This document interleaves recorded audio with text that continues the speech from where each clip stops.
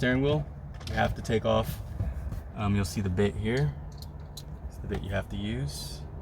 So one of these, just 2 bolts, and you can see my steering wheel is already, the airbag is already coming out. Make sure you disconnect your battery in the ground, so you don't want no airbag coming at you.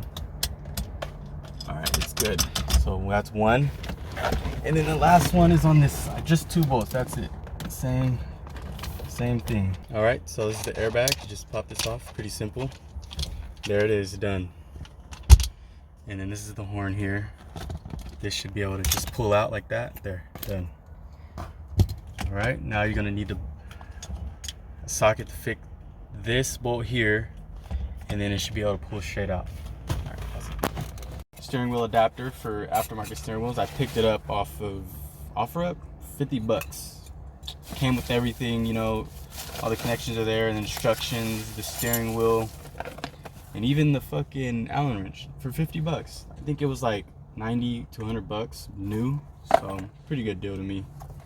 So Momo's a good brand as well. Italian, you know. And I put the bolt and the spacer in there, and it's in there. It's done. That's all it is. 2 bolts on the original steering wheel that releases the airbag, and then you do these 2 connections, and then the bolt, and it comes straight out. Make sure you have your key in as well. And then throw this one back on, 1 bolt, and it's ready to go.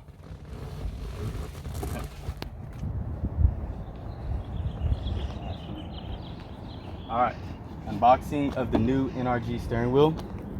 So this is the old one, so we're gonna do compare. So I know NRG is not like the best brand, but I like the way it looks.